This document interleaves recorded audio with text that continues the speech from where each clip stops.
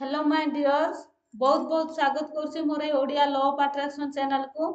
आशा करुच्ची आपण माने समस्त बहुत भलरे अछंती एवं बहुत खुशी रे अछंती। मो चैनल रे मो लॉ ऑफ अट्रैक्शन बाबद रे आलोचना करिथाई। आपण माने केमिति लॉ ऑफ अट्रैक्शन को अनुसरण करिकि आपण मानकर जीवन रो प्रत्येकटा आवश्यकता को फुलफिल करि परिबे बा केमिति निज जीवन रो मैनिफेस्टेशन पावर को बढ़ाई कि समस्त आवश्यकता को फुलफिल करि परिबे ताहारी बाबद रे आलोचना करिथाई।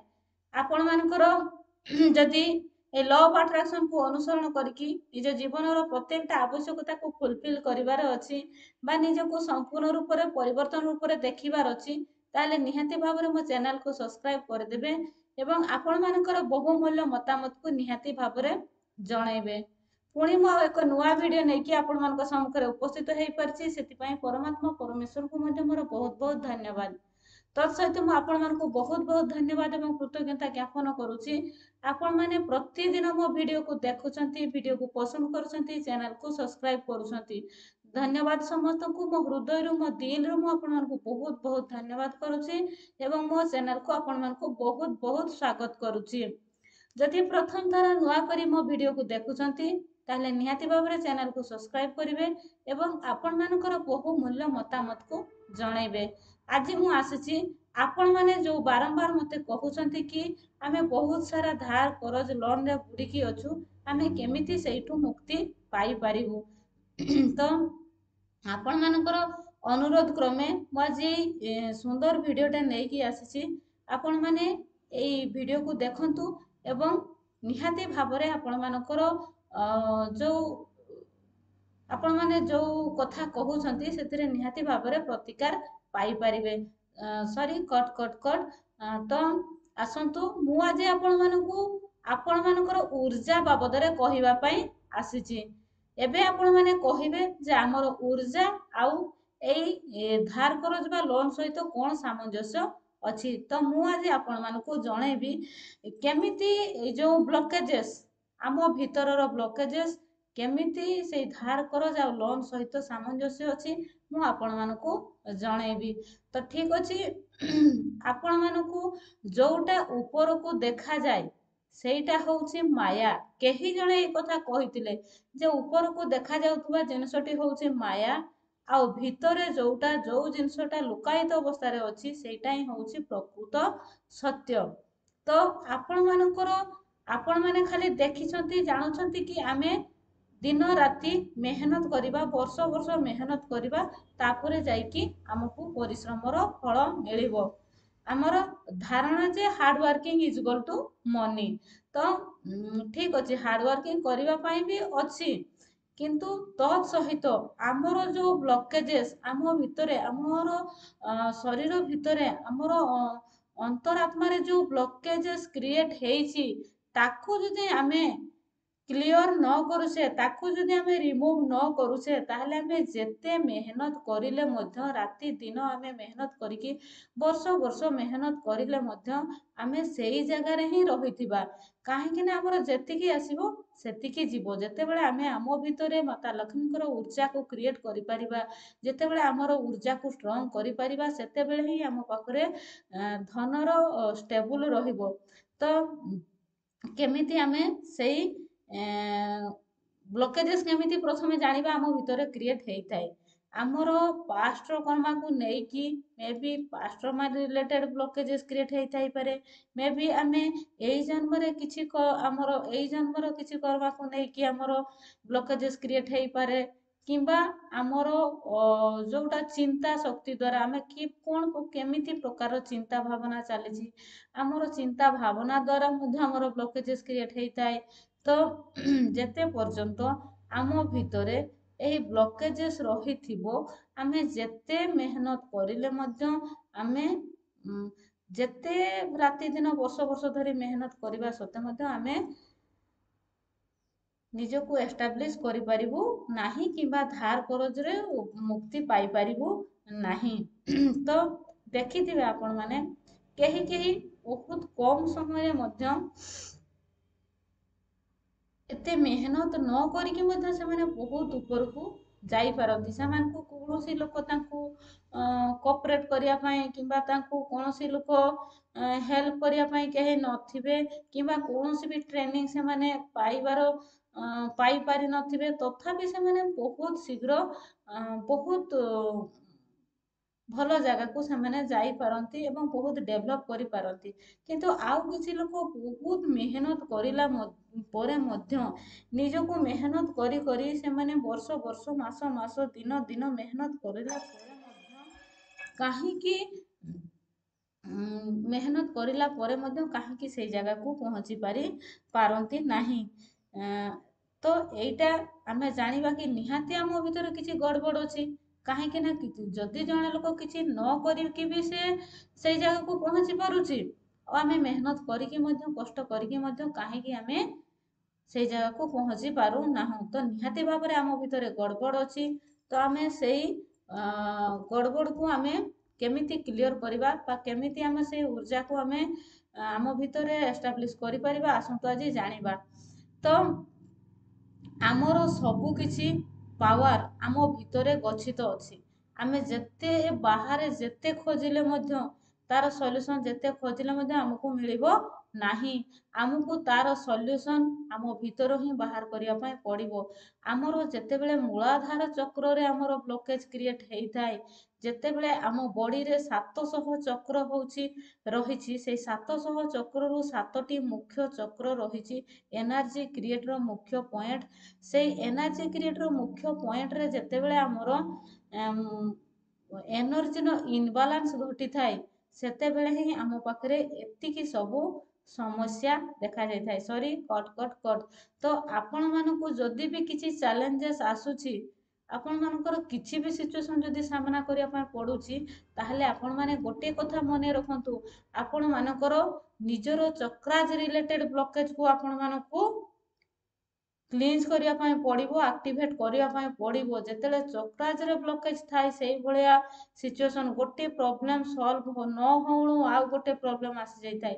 ଦେଖିବେ କିଛି ଲୋକ କୁହନ୍ତି ଯେ ମୋର ଗୋଟେ ପ୍ରୋବ୍ଲେମ ନ ସରୁଣୁ ଆଉ ଗୋଟେ ପ୍ରୋବ୍ଲେମ ଆସୁଛି, ଗୋଟେ ପ୍ରୋବ୍ଲେମ ନ ସରୁଣୁ ଆଉ ଗୋଟେ ପ୍ରୋବ୍ଲେମ ଆସୁଛି। ତ କାହିଁକି ସେଇ ପ୍ରୋବ୍ଲେମ ଉପରେ ପ୍ରୋବ୍ଲେମ ଆସିଥାଏ ନା, କାହିଁକି ନା ଆମର ଯେତେବେଳେ ଆମର 7th ଚକ୍ର ବା ଚକ୍ରାଜ ରିଲେଟେଡ ଯେତେବେଳେ ଆମର ବ୍ଲକେଜ କ୍ରିଏଟ ହେଇଥାଏ, ଯେତେବେଳେ ତା ଉପରେ ଆମର ଗୋଟେ ଧୂଳି ମଳି ଜମା ହେଇକି ଆମେ ଏକ୍ସରସାଇଜ କରୁନା, ଆମେ ତାରକୁ କ୍ଲିନ୍ସ କରୁନା, ସେତେବେଳେ ଯେମିତିକି ଆପଣ ଗୋଟେ ଗୃହକୁ ଛାଡ଼ି ଦେଇକି ଗଲେ ବହୁତ ଦିନ ପରେ ଫେରିଲେ ଯେମିତି ଗୃହରେ ଖାଲି ଆପଣ ଅଳନ୍ଧୁ ପାଇବେ, ଅପରିଷ୍କାର ପାଇବେ, ବୁଢିଆଣୀ ଜାଲ ପାଇବେ, କିମ୍ବା ଗୋଟେ ଗାଡ଼ି ଯଦି ଆପଣ ବହୁତ ଦିନ ଯାଏ ନ ଚଲେଇଲେ ସେ ଗାଡ଼ି ବସି ରହିଲେ ଯେମିତି ଜଙ୍କ ଲାଗେ, ଠିକ୍ ସେମିତି ଆମର ବଡ଼ିର ଅର୍ଗାନକୁ ଆମେ ଯଦି ଆକ୍ଟିଭେଟ୍ ନ କରିବା, ଯଦି ଏକ୍ସରସାଇଜ ନ କରିବା, ତାହେଲେ ଆମର 7th ଚକ୍ରରେ ମଧ୍ୟ ଇନବାଲାନ୍ସ ବା ଆମର ବ୍ଲକେଜେସ୍ କ୍ରିଏଟ ହେଇଥାଏ। ଆଉ ସେଇ ବ୍ଲକେଜେସ୍ ଆମେ ଯେତେବେଳେ ଆମ ଭିତରୁ ରିଲିଜ କରିପାରିବା, ସେତେବେଳେ ହିଁ ଆମେ ସବୁ କିଛି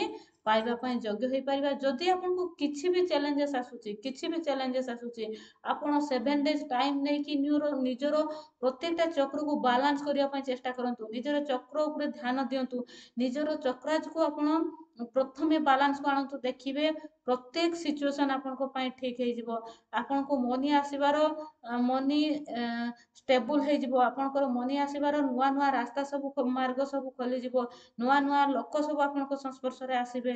ଯେତେ ପର୍ଯ୍ୟନ୍ତ ଆପଣଙ୍କର ମୂଳାଧାର ଚକ୍ର ହଉଛି ମୁଖ୍ୟ ଚକ୍ର, ସେଇ ଚକ୍ର ଯେତେ ପର୍ଯ୍ୟନ୍ତ କ୍ଲିଞ୍ଜ ନ ହେଇଛି, ସେଥିରେ ଏନର୍ଜି କ୍ରିଏଟ ଯେତେ ପର୍ଯ୍ୟନ୍ତ ନ ହେଇଛି, ସେତେ ପର୍ଯ୍ୟନ୍ତ ଆପଣଙ୍କର ଏଇ ରିଲେଟେଡ ସମସ୍ୟା ବାର ଦେଖାଯିବ।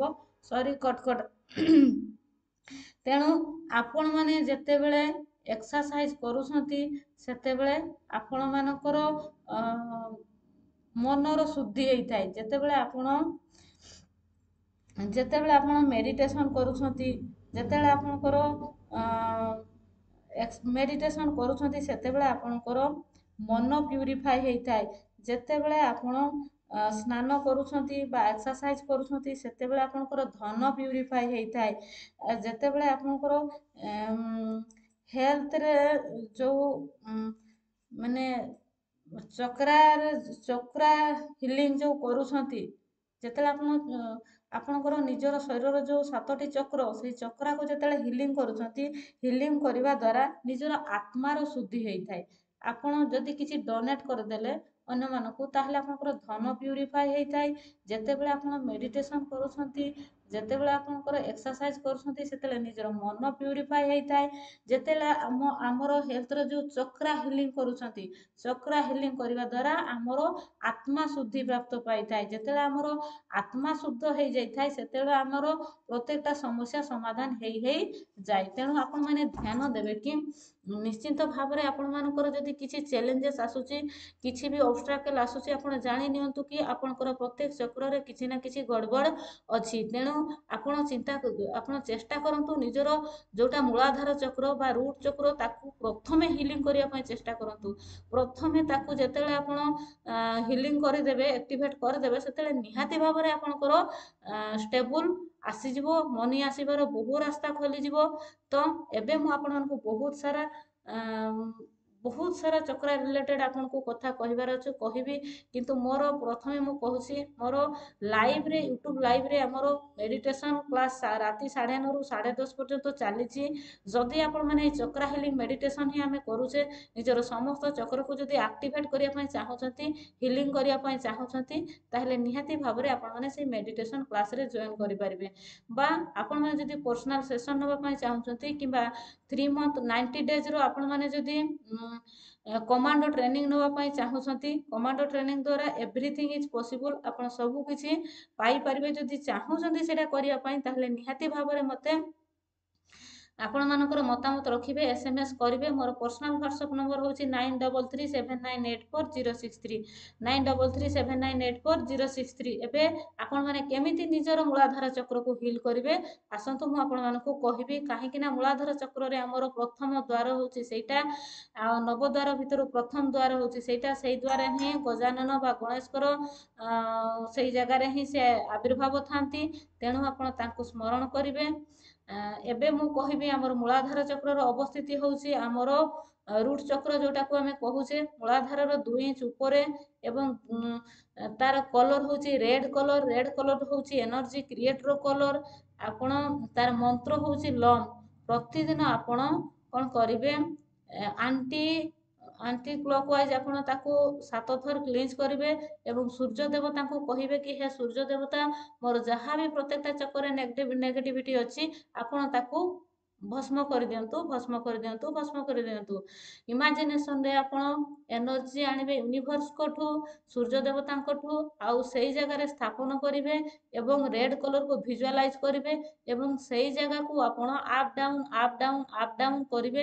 ଏବଂ ଲମ୍ ମନ୍ତ୍ର ପ୍ରତିଦିନ ଆପଣ 7 ଥର ସକାଳେ, 7 ଥର ସନ୍ଧ୍ୟାରେ ଉଚ୍ଚାରଣ କରନ୍ତୁ, ଏବଂ ଆଣ୍ଟି କ୍ଲକ୍ ୱାଇଜ୍ ଆପଣ ତାକୁ ନର୍ଥ ୱେଷ୍ଟ ଅନୁଯାୟୀ ଆପଣ ତାକୁ କ୍ଲିନ୍ସ କରନ୍ତୁ। 7 ଥର କ୍ଲିନ୍ସ କରିବେ, 7 ଥର କ୍ଲିନ୍ସ କରିବେ, 7 ଥର କ୍ଲିନ୍ସ କରିବେ। ଏବଂ ତାପରେ ଆପଣ thank you universe, thank you universe, thank you universe, ମୋର ରୁଟ୍ ଚକ୍ରକୁ ଆପଣ ସମ୍ପୂର୍ଣ୍ଣ ଭାବରେ କ୍ଲିନ୍ସ କରିଦେଇଛନ୍ତି, ସମ୍ପୂର୍ଣ୍ଣ ଭାବରେ ଆକ୍ଟିଭେଟ୍ କରିଦେଇଛନ୍ତି, ସେଥିପାଇଁ ଧନ୍ୟବାଦ, ଧନ୍ୟବାଦ, ଧନ୍ୟବାଦ।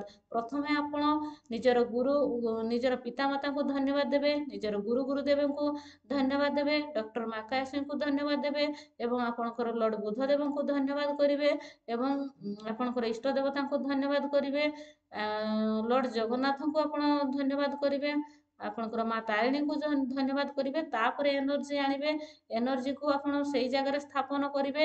ଆଣ୍ଟି କ୍ଲକ୍ ୱାଇଜ୍ ତାକୁ 7 ଥର ଆପଣ ତାକୁ କ୍ଲିନ୍ସ କରିବେ, ଏବଂ କଳ୍ପନା କରିବେ, ସୂର୍ଯ୍ୟଙ୍କୁ ଡାକିବେ, ହେ ସୂର୍ଯ୍ୟ ଦେବତା ପ୍ଲିଜ୍ ହେଲ୍ପ ମି, ମୋ ଭିତରେ ଥିବା ଯାହା ବି ପ୍ରତ୍ୟେକ ଚକ୍ରରେ ନେଗେଟିଭିଟି ଅଛି, ଆପଣ ତାକୁ କ୍ଲିନ୍ସ କରିଦିଅନ୍ତୁ, କ୍ଲିନ୍ସ କରିଦିଅନ୍ତୁ, କ୍ଲିନ୍ସ କରିଦିଅନ୍ତୁ।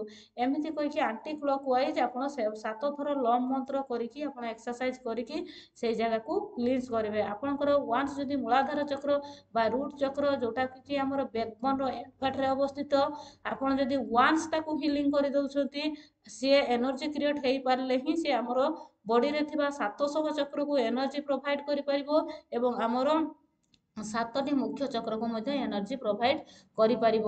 ତ ପ୍ରଥମେ ଆପଣଙ୍କୁ ମୂଳାଧାର ଚକ୍ରକୁ ଆପଣମାନେ ହିଲ୍ କରନ୍ତୁ, ତାପରେ ମୋତେ ମୁଁ ଆପଣମାନଙ୍କୁ କହିବି ଅନ୍ୟ ଚକ୍ରମାନଙ୍କୁ କେମିତି ଆପଣମାନେ ବାଲାନ୍ସ କରିବେ। ଆମର 7ଟି ମୁଖ୍ୟ ଚକ୍ର ଯେତେବେଳେ ବାଲାନ୍ସରେ ରହିବ ଆମକୁ ସଫଳତା ସଫଳତା ସଫଳତା ହିଁ ଆସିବ।